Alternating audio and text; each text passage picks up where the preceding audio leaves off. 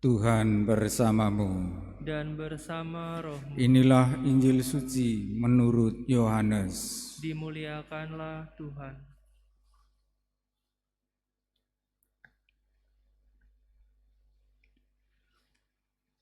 Di rumah ibadat di Kapernaum, Yesus berkata kepada orang banyak, "Akulah roti hidup. Barang siapa datang kepadaku, ia tidak akan lapar lagi. Dan barang siapa percaya kepadaku, ia tidak akan haus lagi. Tetapi aku telah berkata kepadamu, sungguh pun kamu telah melihat aku, kamu tidak percaya. Semua yang diberikan Bapa kepadaku akan datang kepadaku, dan barang siapa datang kepadaku, ia tidak akan kubuang. Sebab aku telah turun dari surga, bukan untuk melakukan kehendakku, tetapi untuk melakukan kehendak Dia yang telah mengutus aku. Dan inilah kehendak Dia yang telah mengutus aku, yaitu supaya dari semua yang telah diberikannya kepadaku, jangan ada yang hilang, tetapi supaya aku bangkitkan pada akhir zaman. Sebab inilah kehendak Bapa-Ku, yaitu supaya setiap orang yang melihat Anak dan percaya kepadanya beroleh hidup yang kekal, dan supaya aku membangkitkannya pada akhir zaman." Demikianlah sabda Tuhan. Terpujilah Kristus.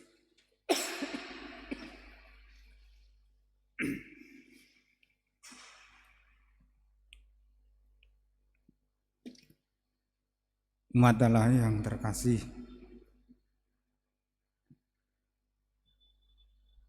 penganiayaan demi penganiayaan yang hebat terhadap gereja muda, terhadap pengikut-pengikut Kristus, justru membuat mereka bertumbuh, berkembang.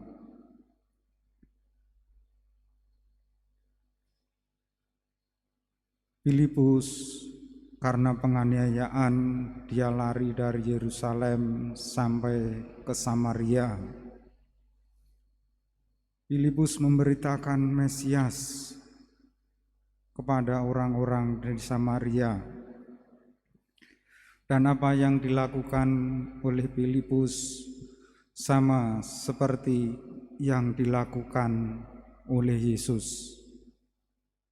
Karena Yesus menyertai Filipus, banyak orang yang kerasukan roh jahat dibebaskannya, orang yang lumpuh, orang yang timpang disembuhkannya.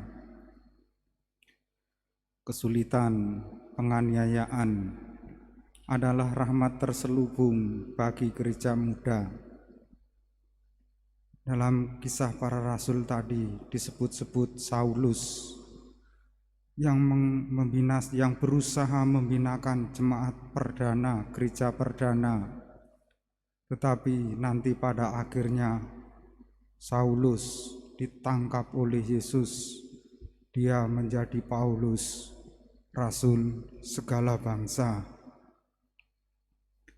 Kekuatan mereka adalah Yesus yang bangkit. Yesus roti surgawi yang menyertai para murid, menyertai kita semua. Dalam Injil tadi, Yesus dengan jelas menegaskan bahwa siapa yang percaya akan Dia sebagai roti dari surga akan memperoleh kehidupan kekal. Dan kita semua dipanggil untuk percaya kepada Kristus dan mengimani Allah kita sebagai Allah Bapa. Kekuatan kita dalam kesulitan, dalam penganiayaan, dalam tantangan hidup adalah Yesus yang bangkit, yang menyertai perjalanan gereja, perjalanan kita.